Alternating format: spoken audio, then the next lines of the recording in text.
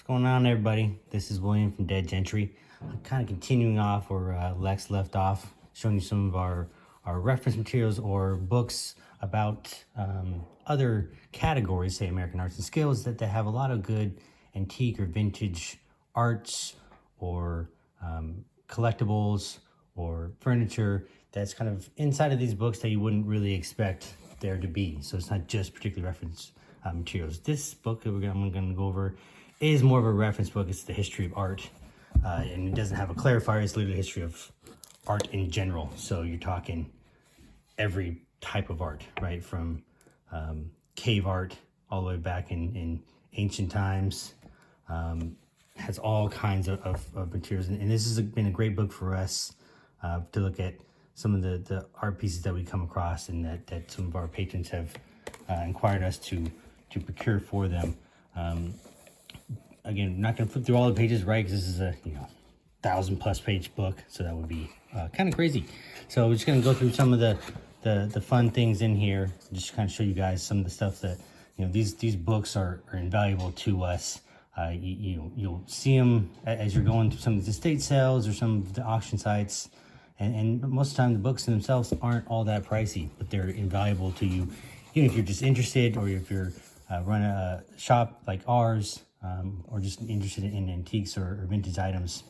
These type of books provide a lot more detail, a lot more verified information than what we found online in most cases, and plus they're just kind of fun to flip through. You'll find all kinds of notes and descriptions and interesting remarks from the previous owners. These books have lived lots of lives. This book, I think, was published in 1969, so it's been through some stuff, and now it's in our hands, thankfully, and we're using it for a lot of cool things to reference. See in some of these books, you got to be careful, obviously, because some of the pages get ripped out, torn out for whatever reason. Maybe someone really likes this picture. I don't know, kind of weird to tear out the page to do that, but to each their own.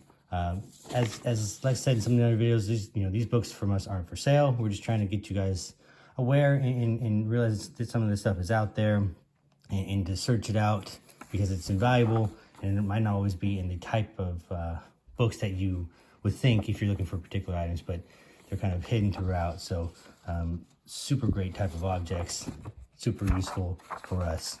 Again, lots of tears in this one. I think people like the art, so they probably took it out of the book and framed it, which is, I guess, one way to do it. What are you gonna do? So yeah, these type of books, and this one goes through all art. So we're about halfway through the book, and now we're just getting into the early Renaissance of Italy. You can see that title. So it covers kind of the whole gamut. This is my particularly favorite part, is the Renaissance paintings, which are the Rembrandts, the Leonardos, the beautiful, just kind of classical type of works that I think we're all familiar with. So again, just keep an eye out for these type of books as you're going along in your thrifting or your estate sales or auctions. They're so much more useful to us than we found a lot of other sources and reference materials. So yeah, I think this is the last book we're going to do today, but thank you all for watching.